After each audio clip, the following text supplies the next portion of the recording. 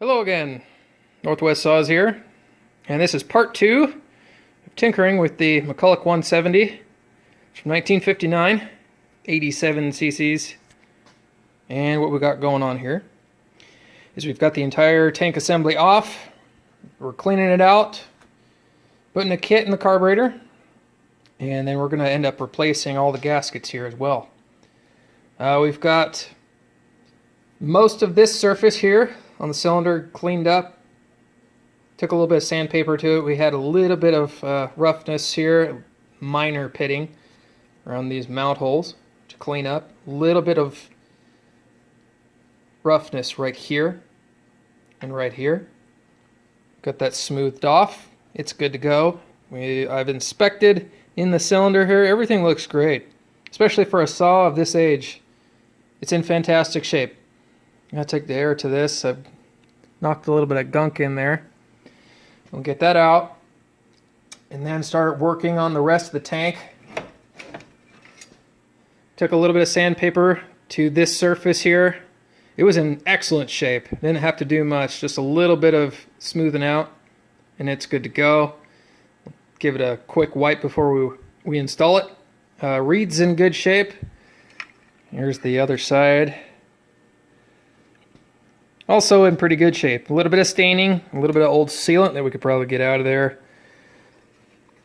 This, however, the surface where the intake adapter bolts up, not ideal. I took some sandpaper to it, smoothed it out. Most of it is pretty good, except for, there you go. That right there, I'm not super thrilled about that. Looks like a little bit of stress, a little bit of warping from over the years. Doesn't appear to go too terribly deep. Can't see anything showing through this mount hole right here or on the underside.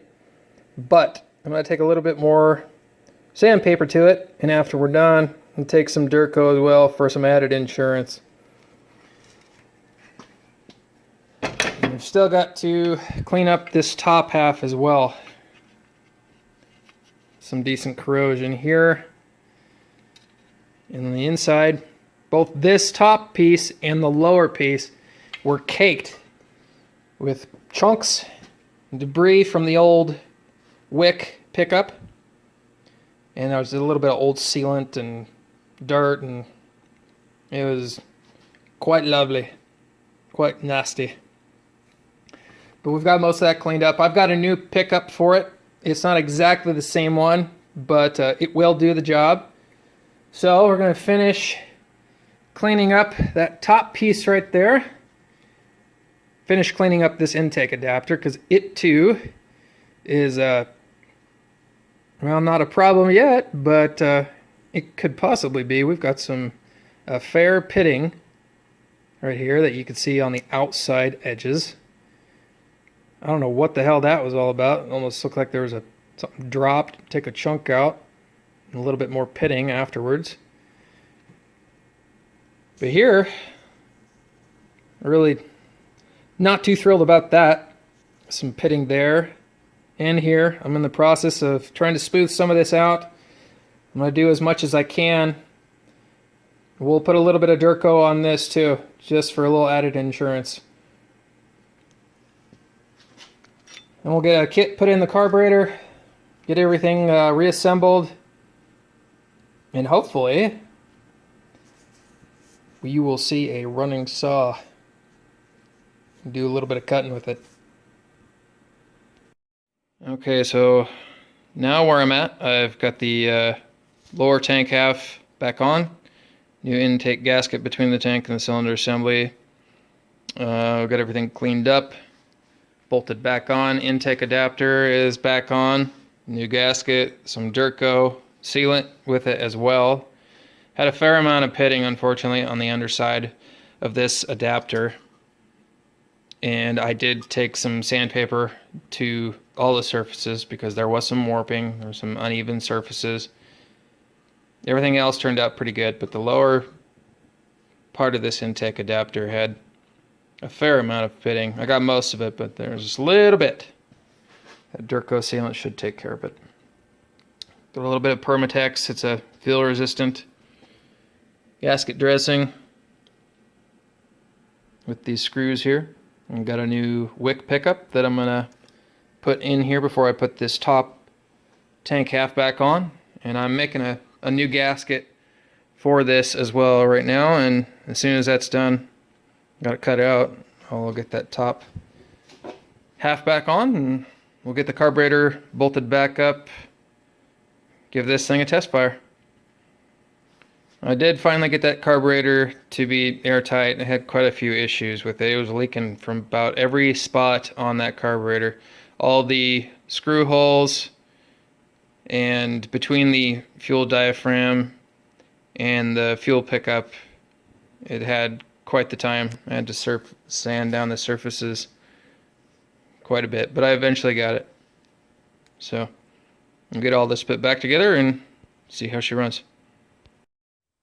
Alright, well, we got everything reassembled. We got our tank cleaned out and gasket put back on there. Carburetor's good to go. And we're out in my backyard. This is up in northern Idaho. And we're going to be cutting on some grand fir. And just in case you didn't see the first video, the bar that's on here is a vintage roller nose Oregon bar with the original, the new old stock 52 AJ Oregon chain. That's a full skip square grind chain. This is the old stuff, and it is it hasn't even got one sharpening on it. It's still pretty much brand new. You also see I added a outer spike here. It's pretty handy. Thing runs and cuts pretty damn good. We'll do a few cuts on this log here and show you.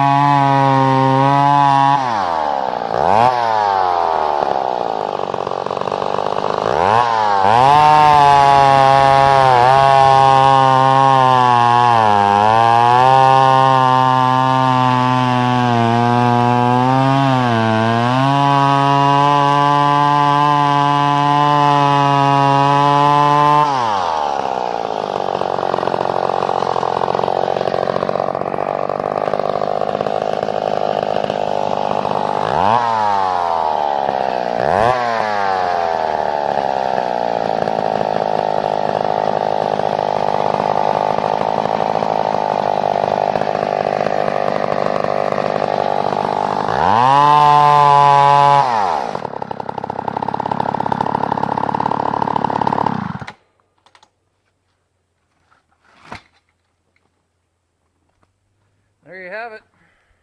Oiler works fantastic. Whoops. Kind of helps if you secure that, doesn't it?